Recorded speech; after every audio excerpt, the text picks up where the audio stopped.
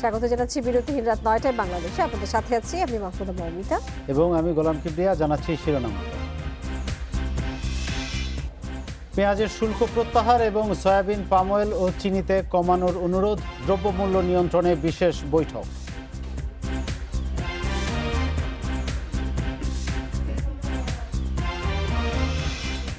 প্রতারণা ঠেকাতে ৩২টি ই-কমার্স গোয়েন্দা নজরদারিতে ৪ প্রতিষ্ঠানে ১০ জন গ্রেপ্তার, অর্থ লোপাটের প্রমাণ।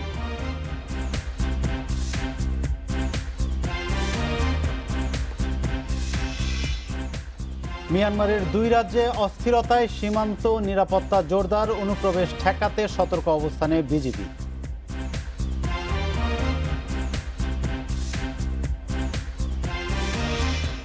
এবছর ঢাকা বিভাগে ট্রেনে ৭৬ বার পাথর নিক্ষেপে আহত ১৫, সচেতনতা বাড়াতে উদ্যোগ, তথ্য দিলে পুরস্কার।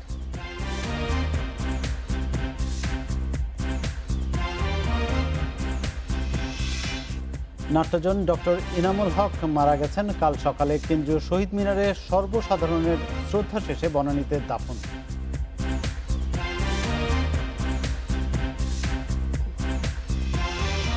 শিরোনামগুলো শুনছিলেন, এবার পুরো খবর।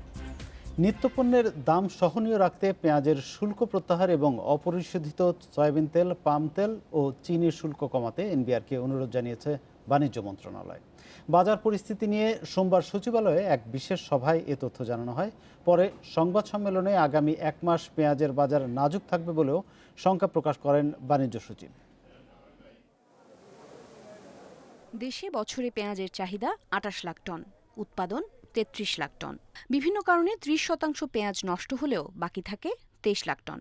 তাই বছরে আমদানি করতে হয় ৮ থেকে ১০ লাখ টন পেঁয়াজ। আমদানির মূল উৎস ভারত। তবে দেশটিতে অতিবৃষ্টি ও পূজার ছুটির কারণে সরবরাহ কমে যাওয়ার অজুহাতে পেঁয়াজের দাম বাড়িয়েছেন দেশের ব্যবসায়ীরা। রাজধানীর খুচরা বাজারে বর্তমানে পেঁয়াজ বিক্রি হচ্ছে ৭৫ থেকে ৮০ টাকা কেজিতে, যা এক সপ্তাহ আগে ছিল ৫০ থেকে ৫৫ টাকা। এ অবস্থায় বাজার নিয়ন্ত্রণে সংশ্লিষ্টদের সঙ্গে বৈঠকে বসে বাণিজ্য মন্ত্রণালয়।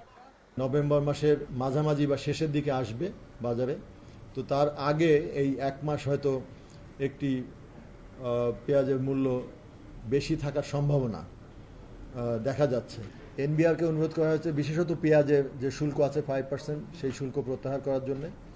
বাণিজ্য সচিব জানান, বাজার স্থিতিশীল রাখতে মিয়ানমার থেকে পেঁয়াজ আমদানি করার উদ্যোগ নেওয়া হয়েছে। সভায় আলোচনা হয় ভোজ্য তেল, চিনি ও মসুর ডালের দাম নিয়েও। ভোজ্য তেলের উপরে অ্যাডভান্স ট্যাক্স আছে, কাস্টম ডিউটি নাই, আর ভ্যাট আছে। তো সাধারণত ভ্যাট মওকুফ করা হয় না, আমরা অ্যাডভান্স ট্যাক্স, অ্যাডভান্স এটি বলে যেটা, সেটা প্রত্যাহারের জন্য আমরা আগেই লিখেছি। সভায় জানানো হয়, বাণিজ্য মন্ত্রণালয়ের নেতৃত্বে প্রতিদিন ২টি দল ঢাকা সিটি কর্পোরেশনের বিভিন্ন বাজারে তদারকি চালাবে।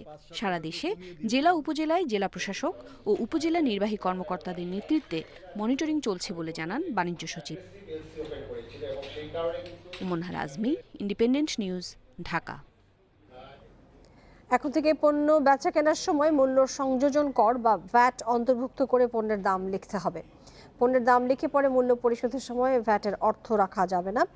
ভ্যাটের টাকা অন্তর্ভুক্ত করে গ্রাহকের জন্য পণ্য বা সেবার মূল্য নির্ধারণ করে সম্প্রতি আদেশ জারি করেছে জাতীয় রাজস্ব বোর্ডের ভ্যাট বিভাগ। এতে বলা হয়েছে, রসিদে পণ্য বা সেবার বিবরণ, পরিমাণ এবং ভ্যাট এবং সম্পূরক শুল্ক থাকলে তা যুক্ত করে দাম বাংলাদেশি মুদ্রায় দিতে হবে।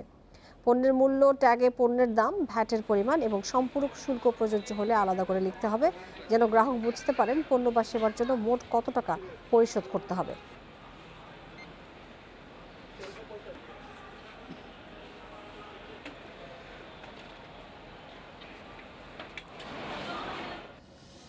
ঋণ নেওয়া প্রতিষ্ঠানের পর্ষদের পরিচালকের ক্রেডিট ইনফরমেশন ব্যুরো বা সিআইবি তথ্য হালনাগাদ করার নির্দেশ দিয়েছে বাংলাদেশ ব্যাংক। রোববার এ নির্দেশ দিয়ে প্রজ্ঞাপন জারি করেছে কেন্দ্রীয় ব্যাংক। এতে বলা হয়, ঋণ গ্রহীতা প্রতিষ্ঠানের পরিচালনা পরিষদে সিআইবি ডাটাবেজ সংশোধনে আবেদনপত্রের সঙ্গে কিছু দলিল ব্যুরোতে দাখিল করতে হবে।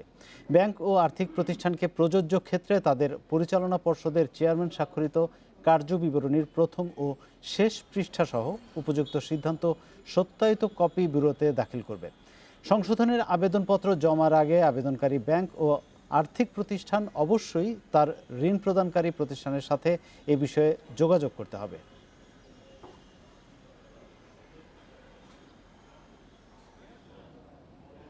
ই কমার্সের নামে প্রতারণা ঠেকাতে 32টি প্রতিষ্ঠানকে নজরদারিতে রেখেছে পুলিশের অপরাধ তদন্ত বিভাগ সিআইডি। এগুলোর মধ্যে 4টি প্রতিষ্ঠানে 10 জনকে গ্রেপ্তার করা হয়েছে। প্রাথমিক তদন্তে তাদের বিরুদ্ধে গ্রাহকের কোটি কোটি টাকা হাতিয়ে নেওয়ার প্রমাণ পেয়েছে সিআইডি। লোভনীয় অফার দিয়ে ডিজিটাল প্ল্যাটফর্মে বিজ্ঞাপন দিয়ে আসছিল ই কমার্স প্রতিষ্ঠান থলে.com, উইকম.com, 24ticket.com, রিং আইডি সহ নানা প্রতিষ্ঠান। সময়মতো পণ্য না দিয়ে প্রতারণার অভিযোগে এরই মধ্যে প্রতিষ্ঠানগুলোর বিরুদ্ধে অভিযোগ জমা পড়েছে বিভিন্ন গোয়েন্দা সংস্থার কাছে। একই মালিকের থলে.com ও উই.com এর অফিসে অভিযান চালিয়ে প্রতিষ্ঠানটির অন্তত 6 কর্মকর্তাকে গ্রেপ্তার করেছে সিআইডি। বিজ্ঞাপনে আকৃষ্ট হয়ে 50 দিনের মধ্যে পণ্য সরবরাহ করার শর্তে টাকা পরিশোধ করে ভুক্তভোগীরা। কিন্তু টাকা পরিশোধের পর নির্ধারিত সময়ে পণ্য দেয়নি থলে.com ও উইকম.com। আমাদের কাছে একটা শর্ট লিস্ট আছে, তাতে প্রায় 60টি প্রতিষ্ঠানের নাম আছে। তার মধ্যে 30-32টা প্রতিষ্ঠানকে আমরা এখন মনিটর করছি। আমাদের মনিটরিংয়ের বাইরেও 20-25টা প্রতিষ্ঠান আছে। সিআইডির আরেক অভিযানে 24ticket.com ও রিং আইডি 2 কর্মকর্তাকে গ্রেপ্তার করেছে সিআইডি। 24ticket.com এর বিরুদ্ধে 50 কোটি টাকা ও রিং আইডি এজেন্টের মাধ্যমে 100 কোটি টাকা আত্মসাতের প্রমাণ পেয়েছে গোয়েন্দারা। এদের বিজনেস স্টাইলটা যেটা, তারা একটা বড় রকমের সাবস্ক্রাইবার ক্রিয়েট করে, যেহেতু এটা বড় রকমের সাবস্ক্রাইবার যদি ক্রিয়েট করা যায়, তাহলে তারপর এই বিজনেস থেকে তারা সরে আরেক ধরনের বিজনেসে চলে যাবে। যেহেতু ওনারা আমাদের মামলার আসামি, এটা আমরা প্রক্রিয়ার মধ্যে গেছি। আমরা প্রয়োজনীয় সব পদক্ষেপ নিয়েই থ্রু আমাদের ইন্টারন্যাশনাল প্রসিডিউর ইন্টারপোলের মাধ্যমে আমরা বাকি কাজ করব। ই কমার্স প্ল্যাটফর্মে জালিয়াতির সাথে জড়িত সবাইকে শিগগিরই আইনের আওতায় আনার কথা জানিয়েছে CID. Nahid Kamal, independent news, Dhaka. প্রধানমন্ত্রীর কার্যালয় ও সেনাবাহিনীর বিভিন্ন পদে নিয়োগের ভুয়া চক্রের 5 সদস্যকে গ্রেপ্তার করেছে সিআইডি। এ সময় তাদের কাছ থেকে ভুয়া নিয়োগপত্র, টোকেন স্লিপ, ফোন সেট ও আবেদনকারীদের কাগজপত্র উদ্ধার করা হয়। সিআইডি জানায়, চক্রটি গত 1 দশক ধরে সরকারের বিভিন্ন প্রতিষ্ঠানে নিয়োগের নাম করে ভুয়া কাগজপত্র বানিয়ে প্রতারণা করে আসছিল। তারা সেনাবাহিনী ও সিআইডিতেও ভুয়া নিয়োগ দিয়ে কাগজ তৈরি করত। এরা সরকারি প্রতিষ্ঠানে নিয়োগের কথা বলে জনপ্রতি এ পর্যন্ত 10 থেকে 12 লাখ টাকা করে সংগ্রহ করে 1 কোটি টাকা হাতিয়ে নিয়েছিল।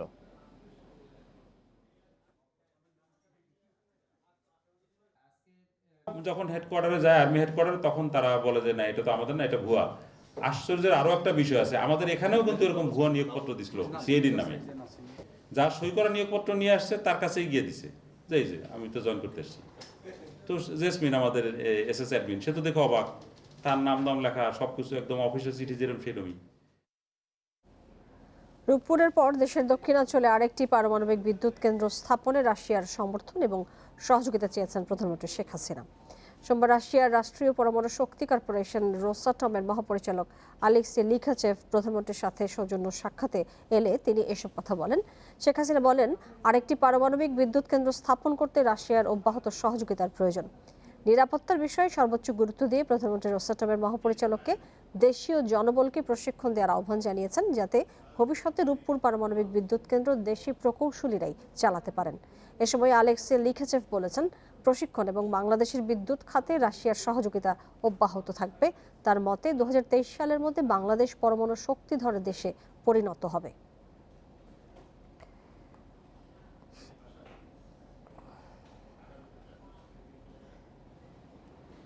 দেশের দ্বিতীয় পারমাণবিক বিদ্যুৎ কেন্দ্র স্থাপনে আগ্রহী দক্ষিণ কোরিয়া। দেশটির রাষ্ট্রদূত লি জাং কেউন জানান, কারিগরি সহযোগিতার পাশাপাশি মেগা প্রকল্পে অর্থায়নের সক্ষমতা কোরিয়ার রয়েছে। সোমবার দুপুরে সোনারগাঁয়ের পানাম নগরী পরিদর্শন শেষে সাংবাদিকদের প্রশ্নের জবাবে তিনি একথা জানান। এ সময় রাষ্ট্রদূত বলেন, এরই মধ্যে দক্ষিণ কোরিয়া সংযুক্ত আরব আমিরাতে পারমাণবিক বিদ্যুৎ কেন্দ্র স্থাপন করেছে।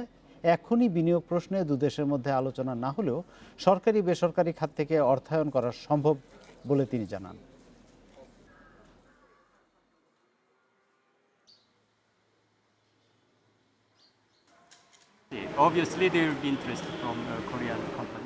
আমরা বাংলাদেশে পরমাণু বিদ্যুৎ কেন্দ্র নির্মাণে আগ্রহী, কারণ আমাদের সক্ষমতা ও প্রযুক্তি সবই আছে।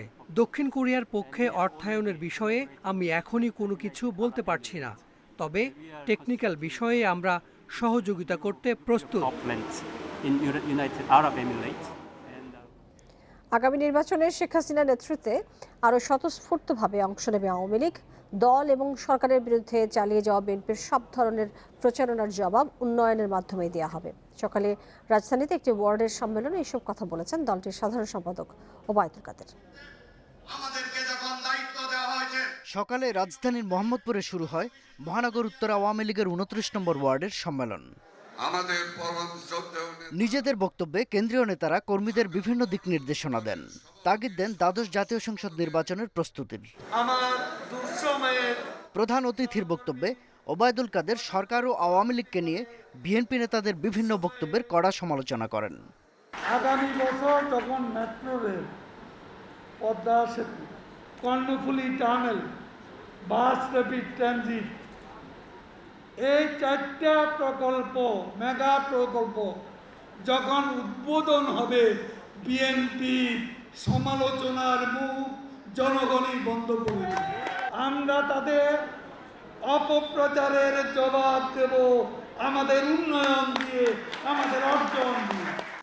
দ্বাদশ জাতীয় সংসদ নির্বাচনে জয় নিশ্চিতে আওয়ামী লীগ আরও ইতিবাচকভাবে এগোবে বলে জানান তিনি। ভালো মানুষরা যত আওয়ামী লীগে আসবে, আওয়ামী লীগ ততই শক্তিশালী হবে। এবং আমরা আওয়ামী লীগকে একটি আধুনিক, সুশৃঙ্খল, সুসংগঠিত, আরও আধুনিক, আরও স্মার্ট পার্টি হিসাবে আগামী ইলেকশনে প্রতিদ্বন্দ্বিতা করতে চান। বিএনপি অন্তর্কন্দলে জর্জরিত উল্লেখ করে ওবায়দুল কাদের মন্তব্য করেন, দলের গণতন্ত্রহীনতার কারণেই নেতারা বিএনপি ছেড়ে যাচ্ছেন। শাহাদাত স্বপন, ইন্ডিপেন্ডেন্ট নিউজ, ঢাকা। বিদেশি চ্যানেলের ক্লিনফিট বা বিজ্ঞাপনমুক্ত প্রচার বাস্তবায়নের মধ্যে এবার কেবল লাইন ডিজিটালাইজেশনে কড়াকড়ি আরোপের কথা জানিয়েছে সরকার। সচিবালয়ে সোমবার এক ব্রিফিংয়ে 1 নভেম্বর থেকে ঢাকা ও চট্টগ্রাম মহানগরে কেবল টিভি ডিজিটালাইজেশন বাধ্যতামূলক করতে সরকার বদ্ধপরিকর বলে মন্তব্য করেছেন তথ্য ও সম্প্রচার মন্ত্রী হাসান মাহমুদ। তিনি জানান, ডিজিটালাইজেশনের এই সিদ্ধান্ত সংশ্লিষ্ট সব পক্ষের সাথে আলোচনা করেই নেওয়া হয়েছে। কেবল টিভি ডিজিটালাইজড না হওয়ায় সরকার বছরে ২,০০০ কোটি টাকার রাজস্ব হারাচ্ছে। ক্ষতিগ্রস্ত হচ্ছে দেশের সম্প্রচার মাধ্যম। অবশ্য কেবল অপারেটরদের কাছ থেকে একটি আবেদন আসার কথাও জানান তিনি। অবশ্যই ডিজিটালাইজেশন করতে হবে। ডিজিটালাইজেশন না হওয়ার কারণে যেটি হচ্ছে, সরকার রাজস্ব হারাচ্ছে বছরে প্রায় ২,০০০ কোটি টাকা সরকার। এবং একই সাথে টেলিভিশন চ্যানেলগুলো কোনো চ্যানেল চায় যে তারা পে চ্যানেল হিসেবে আত্মপ্রকাশ করার, সেটিও তারা আত্মপ্রকাশ করতে পারছে না। ডিজিটালাইজেশন না থাকলে সেটি আত্মপ্রকাশ করে কোনো লাভ হবে না। মিয়ানমারের 2 রাজ্যে চলমান অস্থিরতায় সীমান্ত নিরাপত্তা জোরদার করা হয়েছে। যে কোনো ধরনের অনুপ্রবেশ ঠেকাতে বিজিবি সতর্ক অবস্থানে রয়েছে বলে জানিয়েছেন পররাষ্ট্র সচিব। একই সঙ্গে কক্সবাজারের রোহিঙ্গা শিবিরের সংঘবদ্ধ নাশকতা ঠেকাতে বাড়ানো হচ্ছে টহল। মিয়ানমারের বান্দরবান সীমান্ত লাগোয়া রাজ্য কানপট্টি ও হাকা ভারী অস্ত্রসহ সেখানে সেনা মোতায়েন করেছে দেশটি। এতে উদ্বেগ জানিয়েছে জাতিসংঘের সংস্থা UNHCR। 8 অক্টোবরের বিবৃতিতে তারা জানিয়েছে, গত 1 মাস রাজ্য দুটোতে বসতি ধ্বংস ও নিরস্ত্র বাসিন্দাদের উপর নির্যাতন চালিয়েছে মিয়ানমার সেনাবাহিনী। বন্ধ করে দেওয়া হয়েছে ইন্টারনেট সুবিধা। আর এ ঘটনায় সতর্ক অবস্থানে বাংলাদেশ। 2017 সালে তিক্ত অভিজ্ঞতার কারণে এবারে সীমান্ত সুরক্ষায় সম্ভাব্য সব ব্যবস্থা নেওয়া হবে বলে জানিয়েছেন পররাষ্ট্র সচিব। বর্ডারের ভিজিলেন্স অনেক বাড়ানো হয়েছে, ওখানে বিজিবির সক্ষমতা অনেক বাড়ানো হয়েছে। তো সুতরাং এখনও ওই নাইট ভিশন যে সমস্ত ইকুইপমেন্টস আছে সেগুলো ছাড়া বাকি সবই ঠিক আছে। এবং আমরা স্লাইটেস্ট পেলেই আমরা করব, এবং আমরা চাইবো না যে আরও নতুন করে যাতে আরও ইনফ্লাক্স হোক, সেটা আমরা কঠোর অবস্থানে থাকবো। রোহিঙ্গা নেতা মহিবুল্লাহ হত্যার পর আশ্রয় শিবিরের নিরাপত্তা জোরদারে কাঁটা তারের বেড়া সহ অতিরিক্ত সার্চ লাইট ও ওয়াচ টাওয়ার বসানো দ্রুত শেষ করতে বলা হয়েছে। ক্যাম্পে শুধু ইয়াবা নয়, নতুন ধরনের মাদক উদ্ধারেও দেখা দিয়েছে উদ্বেগ। কাঁটাতারের বেড়ার পাশ দিয়ে যে টহলের জন্য যে ছোট পেভমেন্ট মতো আছে ওইটা কমপ্লিট হয় নাই বোধহয়। তো ওইটা হলে পরে টহল দিলে এবং ওয়াচ টাওয়ারগুলো যদি অ্যাক্টিভেট হয় তাহলে ডেফিনেটলি, বাট যদি আমরা ক্যাম্পের ভিতরটা কন্ট্রোল করতে পারি এবং সেইখানে যাতে এই যে আপনার ক্যারিয়ার হিসেবে ইউজ করে এরকম বিশেষ করে বর্তমান সময়ে ইয়াবা এবং কিছু নাকি আইসের চালানো ধরা পড়েছে, সুতরাং এইগুলা বেশ আমাদের জন্য চিন্তার বিষয় বা দুশ্চিন্তার বিষয়। এছাড়া রোহিঙ্গা প্রত্যাবাসন প্রশ্নে দ্রুতই নেপিতোর সঙ্গে আলোচনায় বসছে ঢাকা। এ নিয়ে দুদেশের রাষ্ট্রদূত কাজ করছেন বলেও জানিয়েছেন পররাষ্ট্র সচিব। Nafidullah, Independent news, Dhaka. চট্টগ্রামে প্রথমবারের মতো স্থাপিত হলো army aviation forward base station. এর ফলে চট্টগ্রাম অঞ্চলে জরুরি ও সামরিক নিরাপত্তায় কৌশলগতভাবে সেনাবাহিনী এগিয়ে গেল বলে জানিয়েছেন সেনাপ্রধান। এছাড়া উদ্বোধনী অনুষ্ঠানে অত্যাধুনিক দুটি হেলিকপ্টারও সেনা বহরে যুক্ত হয়। 1978 সালে সেনাবাহিনীর এভিয়েশন শাখা চালু হলেও চট্টগ্রামে কোনো ফরওয়ার্ড বেজ স্টেশন ছিল না। এ সময় 3 পার্বত্য জেলা বঙ্গোপসাগরে প্রশিক্ষণ ও পর্যবেক্ষণ ঢাকা থেকেই পরিচালিত হতো। ফোর্সেস গোল 2030-এর আওতায় এবার চট্টগ্রামে আর্মি এভিয়েশনের প্রথম ফরওয়ার্ড বেজ স্থাপিত হলো। পতেঙ্গায় বিমান বাহিনীর ঘাঁটি জহুরুল হকের পাশে এর উদ্বোধন করেন সেনাপ্রধান। এতে জরুরি প্রয়োজনে সময় এবং দূরত্ব জটিলতা দূর হবে। এই ফরওয়ার্ড বেজ আমাদের উড্ডয়ন প্রশিক্ষণ কর্মকাণ্ডে নতুন মাত্রা যোগ করবে। সর্বোপরি আমাদের দেশের এই অঞ্চলে সেনাবাহিনীর ভবিষ্যৎ কৌশলগত ও আভিযানিক পরিকল্পনা বাস্তবায়নের ক্ষেত্রে উল্লেখযোগ্য অবদান রাখতে সক্ষম হবে। স্টেশনটি চালুর পর সেনাবহরে যুক্ত হলো মার্কিন যুক্তরাষ্ট্র থেকে আনা নতুন দুটি অত্যাধুনিক হেলিকপ্টার। নবীন বৈমানিকদের প্রশিক্ষণ, আকাশ ভূমিতে অনুসন্ধান, পর্যবেক্ষণ এবং রসদ সরবরাহ সহজ হবে। এছাড়া কৌশলগত অবস্থানে সেনাবাহিনীর সক্ষমতা বৃদ্ধি পেল বলে জানান সেনাপ্রধান। চট্টগ্রামে আর্মি এভিয়েশনের বেজ স্থাপনের ফলে আর্মি এভিয়েশন এখন থেকেই পার্বত্য চট্টগ্রামের অপারেশন উত্তরণের অধীনে বিভিন্ন অভিযানিক ও প্রশাসনিক কার্যক্রমে সহায়তা করতে পারবে বলে আমি বিশ্বাস করি। উদ্বোধনী এই অনুষ্ঠানে সেনা, বিমান ও নৌবাহিনীর ঊর্ধ্বতন কর্মকর্তারা উপস্থিত ছিলেন। Independent news desk. চলন্ত ট্রেনে পাথর নিক্ষেপের ঘটনা রোধে সচেতনতা বাড়ানোর উদ্যোগ নিয়েছে রেলওয়ে কর্তৃপক্ষ। এবছর ঢাকা বিভাগের বিভিন্ন এলাকায় মোট ৭৬ বার পাথর মারার ঘটনায় আহত হয়েছেন 15 জন। এর মধ্যে বেশি ঝুঁকিপূর্ণ টঙ্গী এবং ভৈরব এলাকা। পাথর নিক্ষেপ রোধে সোমবার কমলাপুর থেকে জয়দেবপুর পর্যন্ত সচেতনতা বাড়াতে লিফলেট বিতরণ এবং রেল স্টেশনে সভা আয়োজন করা হয়। দেশের বিভিন্ন স্থানে চলন্ত ট্রেনে অহরই ঘটছে পাথর নিক্ষেপের ঘটনা। এতে যাত্রীরা আহত হওয়ার পাশাপাশি একাধিক মৃত্যুও ঘটেছে। সম্প্রতি পাথর নিক্ষেপ উদ্বেগজনক হারে বাড়ায় বেশ কিছু কর্মসূচি হাতে নিয়েছে রেল কর্তৃপক্ষ। পাথর নিক্ষেপ রোধে জনসচেতনতা সৃষ্টিতে সোমবার প্রচারণা চালানো হয় কমলাপুর থেকে জয়দেবপুর পর্যন্ত। সংশ্লিষ্টরা বলছেন, বেশিরভাগ সময় রেলওয়ের আশেপাশের বস্তি থেকে ছোড়া হয় পাথর। বস্তি উচ্ছেদে রেলওয়ের বিভিন্ন সময়ের অভিযানে ক্ষুব্ধ ব্যক্তিরা এবং অনেকে খেলার ছলে চলন্ত ট্রেনে পাথর ছোড়ে। ট্রেনে চলায় নিরাপত্তার শঙ্কা জানিয়ে পাথর নিক্ষেপ বন্ধে আইনের কঠোর প্রয়োগের দাবি করেছেন যাত্রীরা। আমি একবার দেখেছিলাম একজন মুরব্বী পাথর নিক্ষেপ করছিল ট্রেনের মধ্যে। ছাদ থেকে আপনার পাথর নিক্ষেপ করছে, পরে আমার লুকিং গ্লাস দিয়ে বের হয়ে গেছে। অল্পের জন্য আমার মাথায় লাগেনি। ঢাকা বিভাগে এবছর মোট ৭৬টি পাথর নিক্ষেপের ঘটনায় আহত হয়েছেন 15 জন। ঢাকার তেজগাঁও এবং টঙ্গী ও ভৈরব এলাকায় সবচেয়ে বেশি ঘটেছে পাথর নিক্ষেপ। ইতিমধ্যে আমরা বিশেষ অভিযান পরিচালিত করেছি। আমাদের আরএনবি বাহিনী আছেন, রেলওয়ে নিরাপত্তা বাহিনী, জিআরপি পুলিশ আছেন। সমন্বিতভাবে ওনারা অভিযান চালিয়ে কয়েকজনকে ধরেছেন। পাথর নিক্ষেপের সাথে জড়িত সন্দেহে এবছর ঢাকা বিভাগ মোট 15 জনকে আটক করেছে রেলওয়ে পুলিশ। পাথর নিক্ষেপকারীদের ধরিয়ে দিতে ঘোষণা করা হয়েছে 10,000 টাকার পুরস্কার। আমরা এই জনসচেতনতামূলক কার্যক্রম গ্রহণ করেছি, যাত্রীদেরকে সচেতন করা, পাশাপাশি আশেপাশে যারা আছে তাদেরকে সচেতন করা, যেন পাথর নিক্ষেপ একটা নিন্দনীয় এবং খুব বাজে কাজ, এতে যেমন একজন যাত্রী মৃত্যু পর্যন্তও হতে পারে, যে জানমালের ক্ষতি বাড়ে, সেই আলোকেই আজকের এই কার্যক্রম। এবছর সেপ্টেম্বর পর্যন্ত সারা দেশে মোট 110 বার ট্রেনে পাথর নিক্ষেপ হয়েছে। পাথরের আঘাতে ট্রেনের 103টি জানলার কাচ ভেঙেছে। আহত হয়েছেন 29 জন। আল আমিন হোসেন, ইন্ডিপেন্ডেন্ট নিউজ, ঢাকা। শুরু হলো বাঙালি হিন্দুদের সবচেয়ে বড় ধর্মীয় উৎসব শারদীয় দুর্গাপূজা। আজ মহাষষ্ঠী। ঢাকের বাদ্য, উলুধ্বনি, শঙ্খ আর কাঁসার ঘণ্টা বাজিয়ে নানা আয়োজনে ষষ্ঠী পূজায় দেবী দুর্গাকে মর্তে আমন্ত্রণ জানান ভক্তরা। সন্ধ্যায় দেবীর আমন্ত্রণ ও অধিভার। শরতের বাতাসে উৎসবের ধ্বনি, ষোড়শ উপাচারে দেবী বন্দনা। কৈলাস ছেড়ে কন্যারূপে মর্তলোকে আসতে দেবী দুর্গাকে আহ্বান জানান ভক্তরা। ধর্মীয় আচার আনুষ্ঠানিকতায় সকালে বেলতলায় হয় ষষ্ঠী পূজা। চণ্ডীপাঠ, মন্ত্রোচ্চারণ, কাঁসর ঘণ্টা বাজিয়ে ও চামর দুলিয়ে দেবী বন্দনা করেন পুরোহিত। পঞ্চপ্রদীপ জেলে আরতি হয় অসুরনাশিনী দেবীর সন্তোষ কামনায়। তুমি মহাশক্তি জাগ্রত হও, আমরা বিপদে পড়েছি। উনি ওই স্তবে জাগ্রত হলেন এবং জাগ্রত হলেন বলেই আমরা সেই বিল্লতলে, সেই বিল্ল গাছে আমরা প্রথম বোধন করি। পূজা শেষে বেলতলায় ঘটে অঞ্জলি দেন ভক্তরা। গত বছরের মতো এবারও দশভুজা দেবীর কাছে করোনা মুক্তির জন্য হয় বিশেষ প্রার্থনা। মা যেন এই সকল রোগ বিপদ আপদ থেকে সবাইকে দেশবাসীদের রক্ষা করেন, আমাদের জন্য শান্তির বার্তা বয়ে নিয়ে আসুক এবং আমরা যাতে সুস্থভাবে থাকতে পারি। আমরা আবার একটু সুস্থতার সঙ্গে প্রাণ ভরে আমরা একটু শ্বাস প্রশ্বাস নিতে চাই। এবার দেশ জুড়ে মোট 32,117 মণ্ডপে হচ্ছে দুর্গাপূজা। করোনা সংক্রমণ রোধে মণ্ডপে মাস্ক পরা বাধ্যতামূলক করা হয়েছে।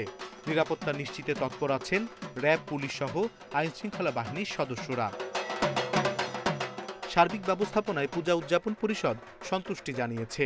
তবে নিরাপত্তার জন্য দিনরাত 24 ঘন্টা মণ্ডপে পাহারার ব্যবস্থা করতে আয়োজকদের প্রতি আহ্বান নেতাদের। কিছু সমস্যা ছিল আমাদের পূজার আয়োজনে দুই একটা জায়গায়, ইতিমধ্যে সেগুলো আমরা ওভারকাম করেছি মাননীয় সরকারের একান্ত আন্তরিকতায়। মাকে দেবতাকে একলা রেখে, অরক্ষিত রেখে আমরা যেন সবাই চলে না যাই। আমি আমার কন্যাকে যেভাবে করে মাকে কি সেইভাবে সুরক্ষার জন্য কাজ করব। আমরা অ্যাডমিনিস্ট্রেশন সহ সমস্ত লোকাল স্থানীয় সমস্ত লোকের কাছে সার্বিক সহযোগিতা পাচ্ছি। এ ব্যাপারে সবাইকে ধন্যবাদ। সনাতন বিশ্বাস অনুযায়ী দেবী দুর্গা অসুর বধ করে শান্তি প্রতিষ্ঠার জন্য প্রতি শরতে কৈলাস ছেড়ে কন্যারূপে মর্তলোকে আসেন।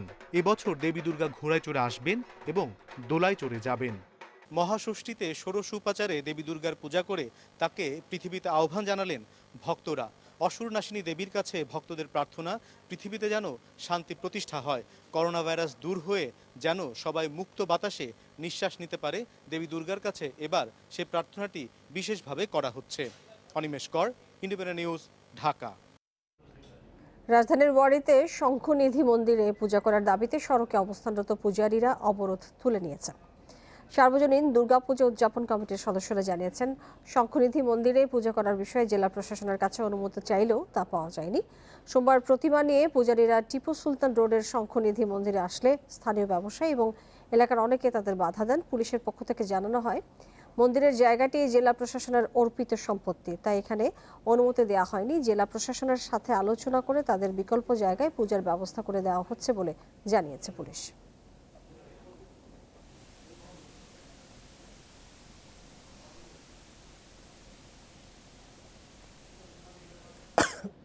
বগুড়ার শেরপুরে বিদ্যুৎ স্পর্শে 3 জনের মৃত্যু হয়েছে, আহত হয়েছেন আরও একজন। দুর্গাপূজা উপলক্ষে টানানো বিদ্যুতের তারে কাপড় শুকানোর তারের সংযোগ হয়ে এ দুর্ঘটনা ঘটে।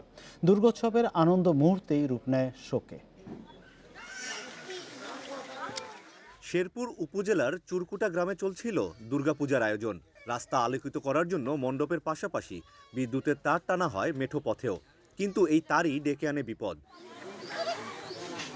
কাপড় শুকানোর জিআই তারে পূজার জন্য টানানো বিদ্যুতের তারের সংযোগ হয়ে যায়। সোমবার সকালে জিআই তারটির ছেঁড়া অংশ জোড়া দিতে গিয়ে বিদ্যুতায়িত হন ক্ষিতীশ মাহাতো বুদু।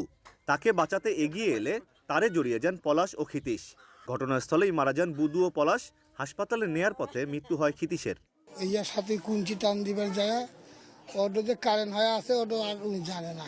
আমার এই ভাই ওই তো মনে করেন ওর সাথে তো বেজে গেছে। কি আছে বলে কারেন্ট, আমরা তো জানি ওই জায়গায় কারেন্ট নাই, যাইতে তার আছে, তারটা আমি ধরছি, ধরার মাত্রই মনে করেন তার। পরে ময়না তদন্ত ছাড়াই পরিবারের কাছে মরদেহ হস্তান্তর করে পুলিশ।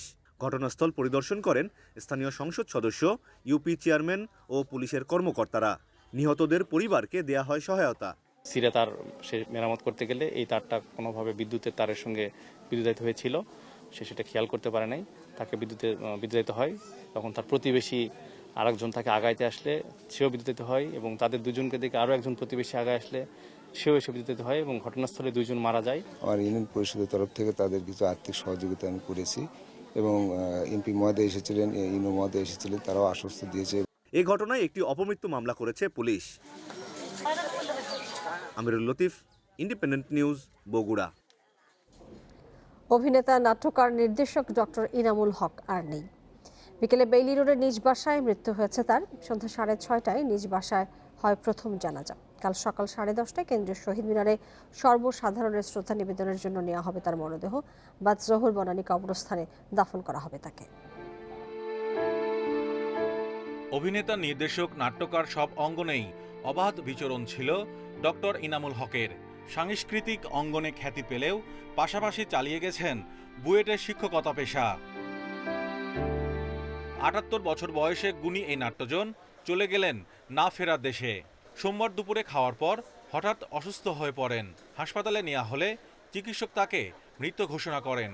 সবাই ওকে কত ভালোবাসত, এবং ও ভালোবাসা ছাড়া কিছুই জানতো না। ও মানব প্রেমী ছিল। মানে আমাকে কিছু না বলে চলে গেল। তার মৃত্যুর খবরে সাংস্কৃতিক অঙ্গনে নেমে এসেছে শোকের ছায়া। টেলিভিশন নাটক, চলচ্চিত্র, স্বল্পদৈর্ঘ্য চলচ্চিত্র আন্দোলন, সকল কিছুর সাথে মানুষটি ছিল। একসঙ্গে অভিনয় করেছি, কত স্মৃতি, কত স্মৃতি। যে এইভাবে চলে যাবে এটা ভাবতেও পারিনি। ব্যক্তি জীবনে অধ্যাপনা করতেন এবং তেমনি করে নাটকের একটা পরিবার গড়ে তুলেছেন। মুক্তিযুদ্ধের চেতনায় বিশ্বাসী একজন গুণী ব্যক্তিত্বকে আমরা হারালাম। গুণী এই নাট্যজনের মৃত্যুতে শোক প্রকাশ করেছেন রাষ্ট্রপতি মোহাম্মদ আব্দুল হামিদ ও প্রধানমন্ত্রী শেখ হাসিনা। সোমবার সন্ধ্যায় নিজ বাসায় হয় ইনামুল হকের প্রথম জানাজা। মঙ্গলবার বেলা 10:30টায় কেন্দ্রীয় শহীদ মিনারে শ্রদ্ধা নিবেদনের জন্য রাখা হবে তার মরদেহ। 11টার মধ্যে আমরা শহীদ মিনারে নিয়ে যাব, উনি ওখানে থাকবেন। ওখানে যারা শ্রদ্ধা জানাতে চান ওখানে আসবেন। বাদ জোহর বনানী গোরস্থানে আমরা ওনাকে দাফন করব। ইনামুল হকের পুরো পরিবারই নাট্য জগতের সঙ্গে জড়িত। সাংস্কৃতিক অঙ্গনে অবদানের স্বীকৃতি হিসেবে পেয়েছেন 21 পদক। Mahmudul Hasan, independent news, Dhaka. দেশে করোনায় আরও 11 জনের মৃত্যু হয়েছে, এর মধ্যে পুরুষ 2 এবং নারী 9 জন। এ নিয়ে মোট প্রাণহানি হল 27,699 জনের। 821টি ল্যাবে 24 ঘন্টায় 23,193 নমুনা পরীক্ষায় করোনা শনাক্ত হয়েছে 599 জনের। পরীক্ষা বিবেচনায় শনাক্তের হার 2.58%। সোমবার স্বাস্থ্য অধিদপ্তরের বিজ্ঞপ্তিতে জানানো হয়, দেশে মোট করোনা আক্রান্তের সংখ্যা দাঁড়ালো 15,62,958 জনে। সুস্থ হয়েছেন আরও 634 জন। এ নিয়ে মোট সুস্থ 15,24,667 জন।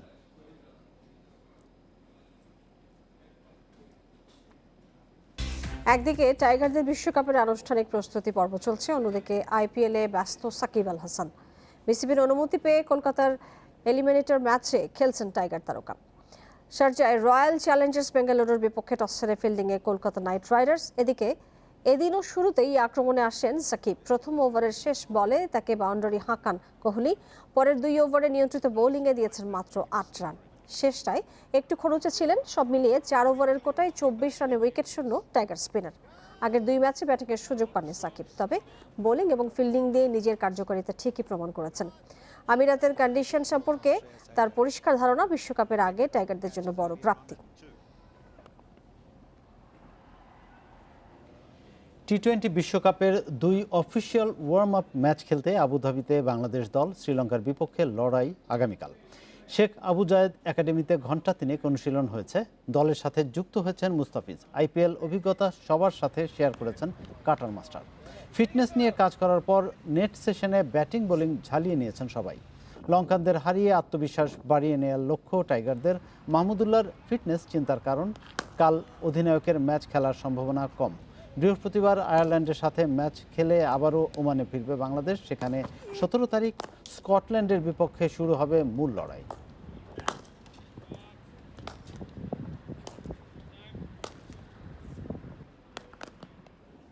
সাফ চ্যাম্পিয়নশিপের পরও জাতীয় দলের দায়িত্বে কোচ অস্কার ব্রুজনকে রেখে দেওয়ার পরিকল্পনা বাফুফের। টুর্নামেন্টের পর এ নিয়ে আবারও আলোচনা হবে জানিয়েছেন সভাপতি কাজী সালাউদ্দিন। নেপালের বিপক্ষে অঘোষিত সেমিফাইনালে জয়ের আশাবাদ সালাউদ্দিনের। জামাল তপুদের মালদ্বীপ মিশনে সাফল্য ব্যর্থতা নির্ভর করছে নেপাল ম্যাচের ওপর। অঘোষিত সেমিফাইনালে নেপাল বধেই কেবল লাল সবুজের ফাইনালের লক্ষ্য পূরণ সম্ভব, আশা দেখছেন কাজী Salauddin. We will play an attacking game. Will not play a defensive game. আমরা বোধহয় বেসিক্যালি খেলবো 4-4-2, যেটা আমরা খেলি 4-3-3, because we are completely going on attack. So it's a do or die match, and players are ready to give their 100%, and we will fight. আমি যতবারই bonus যতটাকে announce করেছি আমি দিতে পারিনি, so I said it is here. They'll be more than happy. ওরা জিতার পরে ওদেরকে কিছু বলতে হবে না। আই উইল মেক শিওর যে ওরা এই ধরনের বোনাস জীবনে চোখে দেখেনি। শ্রীলঙ্কা, ভারত আর মালদ্বীপ ম্যাচে কেমন করেছে বাংলাদেশ মাঠে বসে দেখেছেন বাফুফের সভাপতি। জামালদের পারফরমেন্সে কোচ অস্কারের নতুনত্ব চোখে পড়েছে। কেবল সাফি তাকে পাওয়ার প্রতিশ্রুতি ছিল, কিন্তু সালাউদ্দিনের কথাই মিলেছে ভবিষ্যতের ইঙ্গিত। ফার্স্ট ম্যাচটা দে প্লেড ওয়েল, সেকেন্ড ম্যাচটা ইন্ডিয়ার সাথে যে ড্র করেছে, actually we should have won that game, because 10 জন হওয়ার পরেও আমরা 2-3টা ওপেন নেট পেয়েছি। I like his planning, I like his thinking, but ও তো বসুন্ধরার বেসিক্যালি কোচ, সো ফিউচার কি হবে that will be decided after SAF. আমি বসুন্ধরার প্রেসিডেন্টের সাথে বসবো, বসে দেন উইল ডিসকাস যে মিউচুয়ালি কি করা যায়। বাফুফের পাশাপাশি সাফের সভাপতিও কাজী সালাউদ্দিন। সবকিছু মিলে কেমন দেখছেন এবারের আসর? বাংলাদেশের স্ট্যান্ডার্ড বাড়ছে, বাট তার সাথে সাথে সব দেশের স্ট্যান্ডার্ড বাড়ছে। So the whole football of South Asia, the standard have gone up. 16 October ফাইনালের পর দিনই সাফের কংগ্রেস। সে লক্ষ্যে শুক্রবার আবারও মালদ্বীপ যাবেন কাজী সালাউদ্দিন। Abidur Rahman, independent news, Dhaka. বিরতিতে ক্লান্তি দূর করে নতুন উদ্যমে প্রস্তুত হচ্ছে বাংলাদেশ দল। বুধবার নেপালকে হারিয়ে ফাইনালের দিকে চোখ লাল সবুজের। প্রতিপক্ষের জমাট রক্ষণ ভাঙার প্রত্যয় রাখিবের। আর কঠিন পরীক্ষায় চাপমুক্ত থেকে শতভাগ দেওয়ার তাগিদ দিচ্ছেন দলের ম্যানেজার সত্যদেশ দাস রূপু। এদিকে নির্ধারিত সময়ে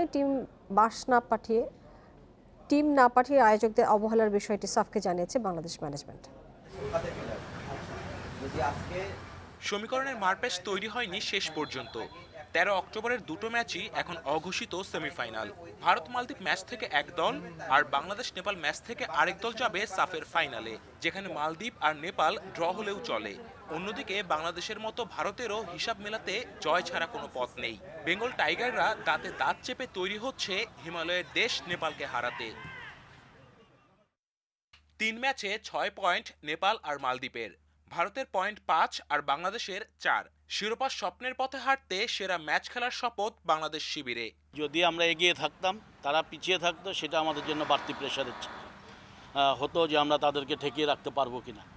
এখানে তাদের এই উল্টা সেই প্রেশারটা নিতে হবে যে আমরা বাংলাদেশকে আটকে রাখতে পারবো কিনা। আমি মনে করছি যে এটা অনেকদিন পর একটা গোল্ডেন অপরচুনিটি এবং সেটা আমরা অ্যাভেল করতে সমর্থ হব। ব্রুজন শিষ্যদের টক্কর দিতে হবে নেপালের গতিময় ফুটবলের সঙ্গে। যদিও সাফের সবশেষ 3 আসরে নেপালের শক্তির সাথে পেরে ওঠেনি লাল সবুজ। জামাল তপুরা তাই ব্যাকফুটে থেকেই শুরু করবে ম্যাচ। বাংলাদেশ কোচও নেপাল ম্যাচকে ঘিরে তার পরিকল্পনা সাজিয়েছেন নতুনভাবে। ওরা কম্প্যাক্ট থাকে, সবসময় ডিফেন্স কম্প্যাক্ট থাকে।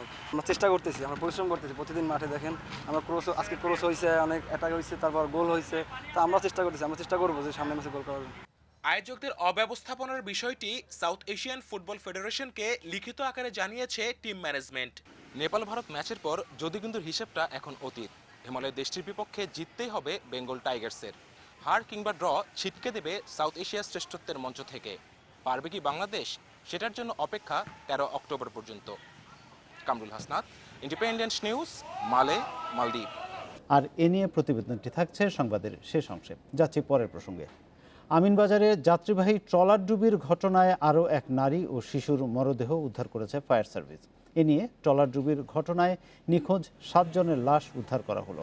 আমিনবাজার কয়লাঘাটের ঘটনাস্থল থেকে প্রায় 5 কিলোমিটার দূরে বসিলা ব্রিজের কাছে ওই নারীর মরদেহ উদ্ধার করেছে ফায়ার সার্ভিসের ডুবুরি দল।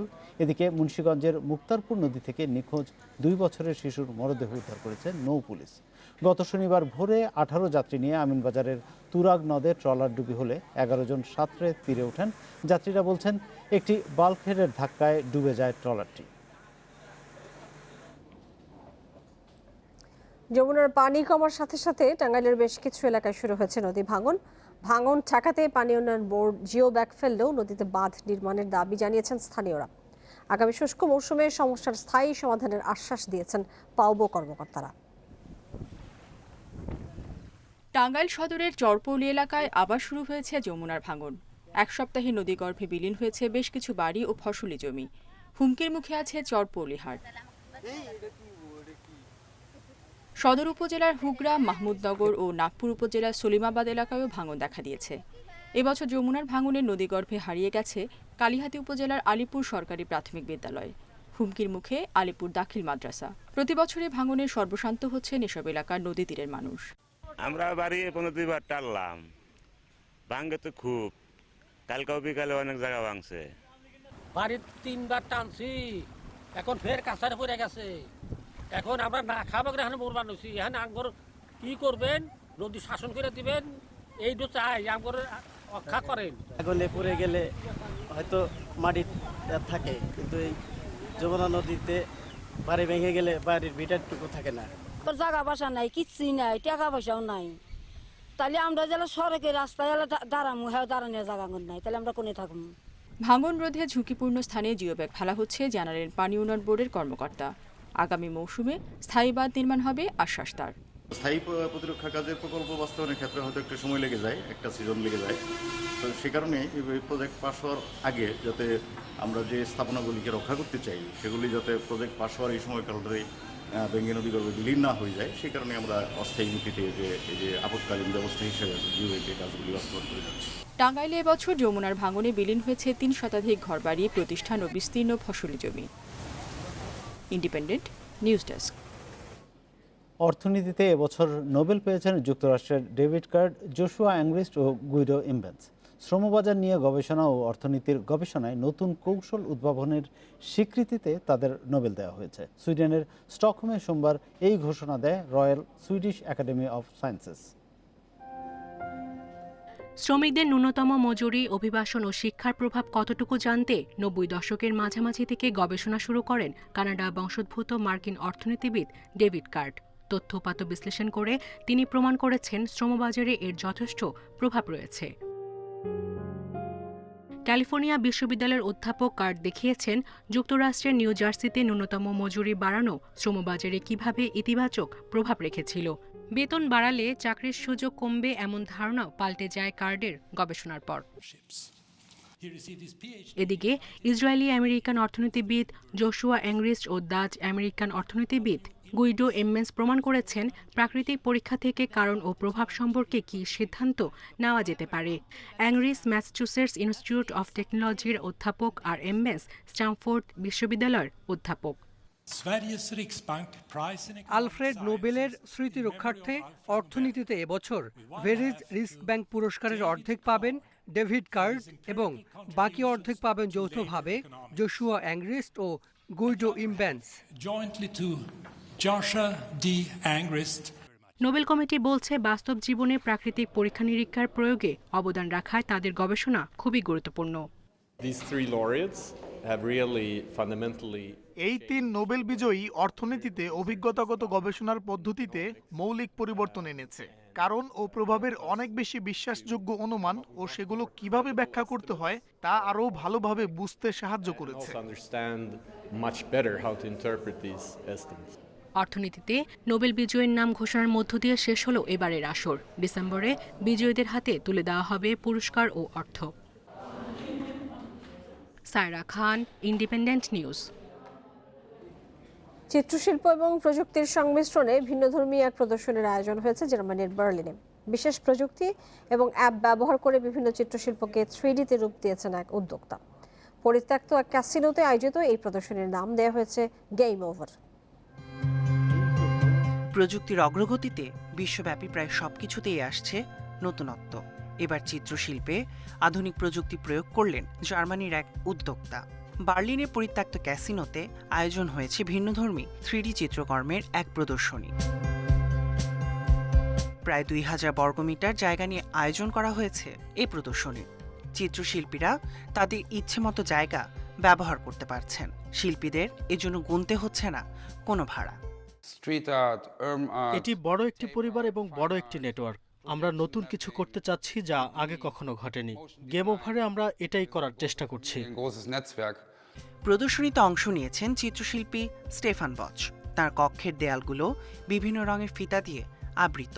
আলো পড়লে কিছু রং উধাও হয়ে যায়, আবার কিছু রং উজ্জ্বল হয়ে ওঠে। দুলতে থাকে দেয়ালগুলো। মানুষ এখানে এসে বিলীন হয়ে যাওয়ার অনুভূতি পাবে। দেয়ালগুলো বিলীন হয়ে যাচ্ছে, সবকিছুই কেমন যেন ঝাপসা হয়ে যাচ্ছে। প্রদর্শনীতে আসার জন্য দর্শনার্থীদের আগে থেকে বুকিং দিতে হয়। এছাড়া করোনার টিকা সনদ বা করোনা মুক্তির সনদ দেখাতে হয়। ব্যতিক্রমধর্মী এই প্রদর্শনী চলবে এবছরের শেষ পর্যন্ত। Tahmid Abrar, independent news. এই ছিল রাত 9টার বাংলাদেশে। সব খবর আরও বিস্তারিত জানতে চোখ রাখুন ফেসবুক, ইউটিউব, টুইটারে। সাথে থাকার জন্য ধন্যবাদ।